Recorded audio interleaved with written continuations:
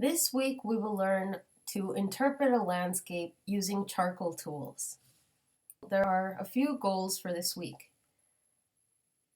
This week you will learn to work with the charcoal medium, which is a naturally expressive medium. You will learn about the reductive technique. You will also learn about atmospheric perspective. And in the process of working with the material, you will also learn how to suggest natural textures, such as water reflections, rocks, foliage, tree bark, and skies. There are a few things to know about charcoal. On the materials list, I recommended 3 kinds of charcoal.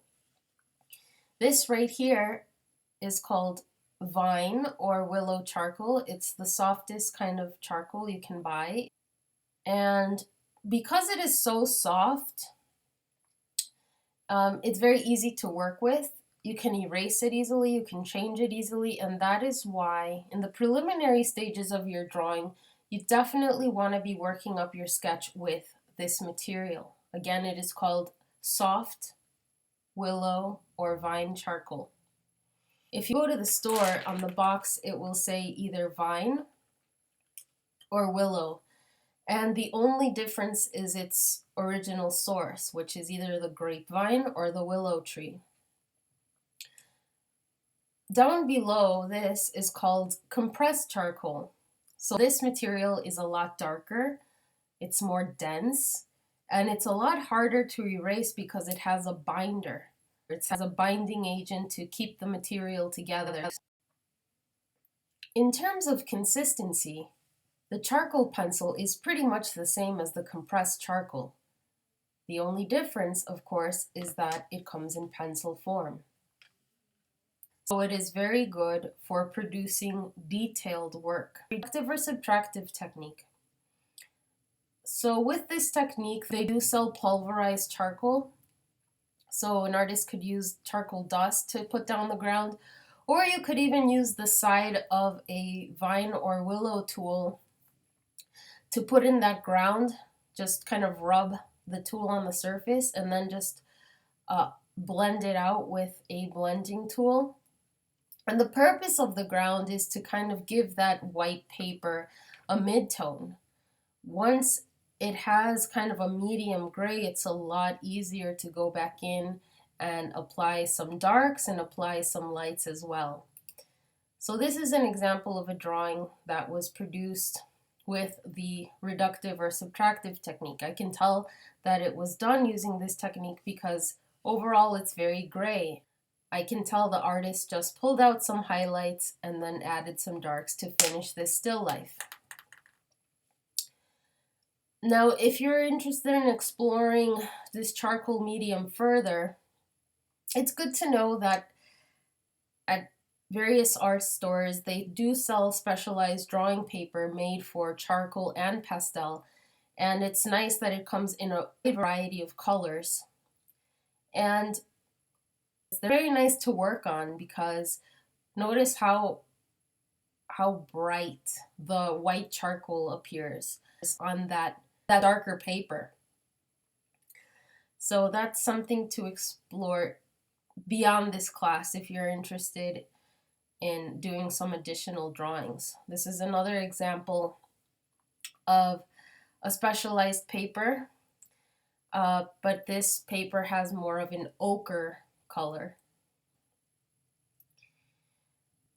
So with charcoal drawing, similarly to graphite drawing, it's extremely important to incorporate a wide range of values. Okay, this is how you're going to create a believable image.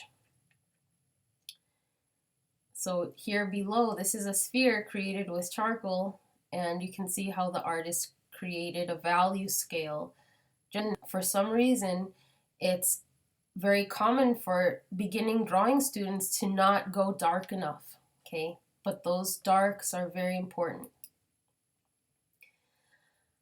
So something that we didn't talk about yet is that marks and lines have the capacity to carry expressive or emotional qualities. Like any art form, drawing can be very expressive. This is a study produced by Van Gogh, and this is an ink study, probably produced with a reed pen, but you can see how the strokes are very bold and confident.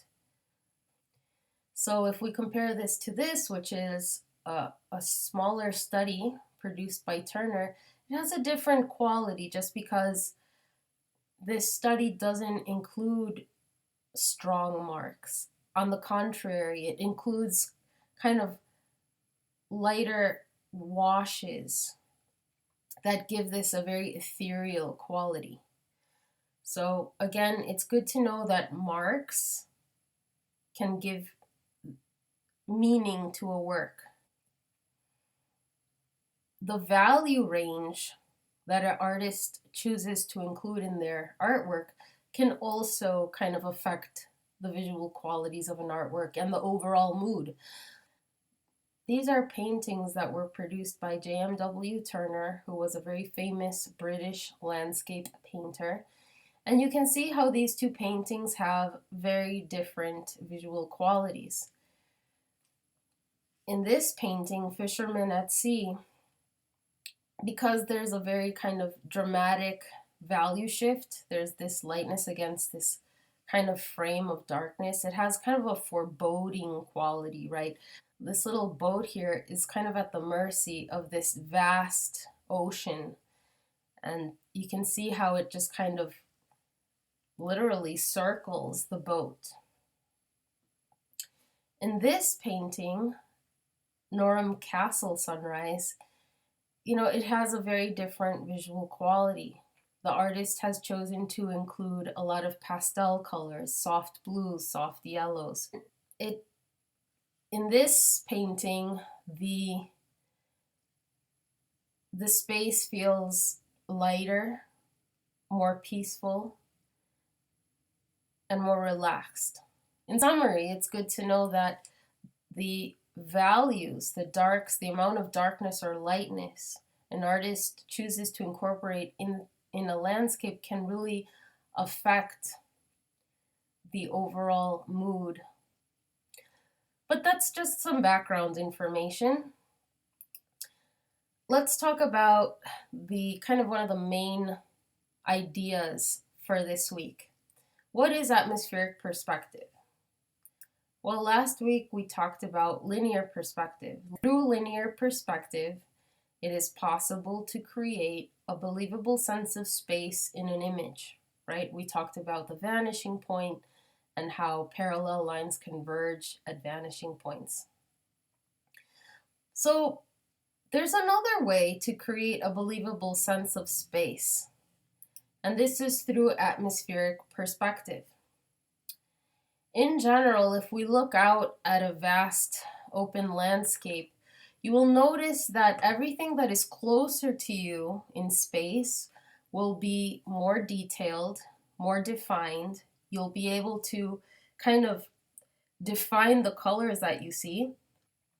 But as we look out in space, everything becomes less defined, less dark, and overall lighter.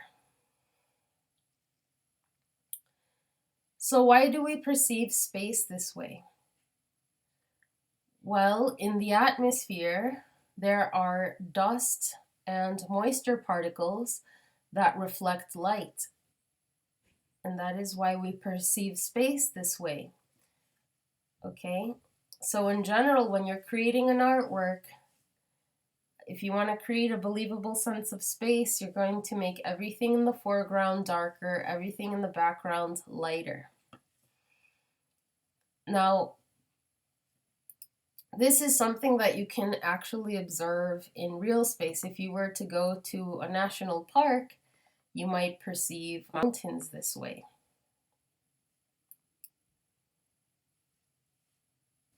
With this week's drawing, the goal is to create a believable sense of space and also for you to suggest some natural textures. So what you're going to do is you're going to start out with a photograph that will provide you with some options, and then you will interpret this photograph. Any time that you produce an artwork from a photo reference, in general, it's very important that you start with a very high quality image. So here are some photographic landscapes.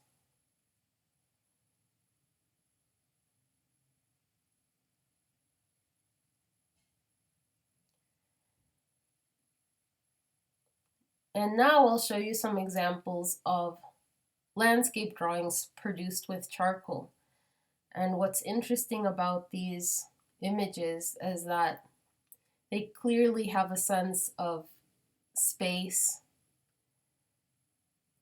but beyond that, they also kind of have a certain mood to them.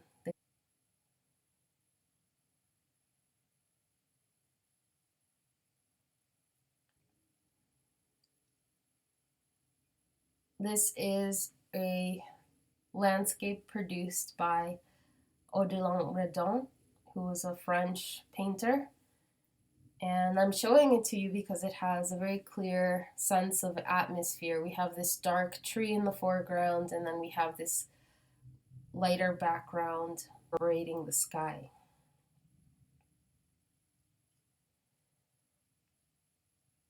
Zariah Foreman is more of a contemporary landscape artist. I'm showing her work to you because it's good to not only see what artists of the past have done, but it's also good to understand what current artists are doing today. So Zariah Foreman is an artist who represents glaciers, and she uses the pastel medium, which is kind of like a chalk-like medium. And a lot of her drawings are very large. And in the process of producing these, clearly she's interested in conveying the beauty of nature. But beyond that, she's also interested in bringing to people's attention the realities of climate change and the devastating effects of rising sea levels and more extreme weather. When she presents her artist talks, these are kind of themes or subjects that she expands upon with her audience. Ansel Adams is probably one of the most famous American photographers, focusing specifically on landscapes. And he would love to travel to national parks just to kind of document kind of the beauty of nature and all of its textures. So he's kind of a relevant artist to be talking about this week. I'll show you some of his images.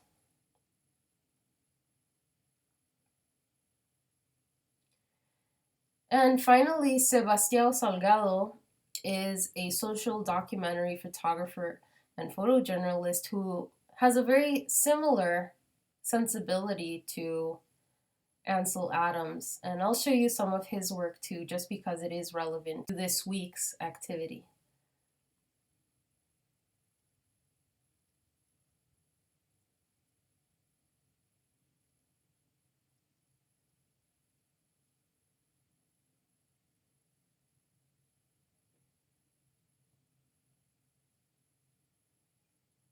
All right, so that was my very brief introduction into what we will be doing today. And in another video, you will actually see a demonstration of how to work with the charcoal medium.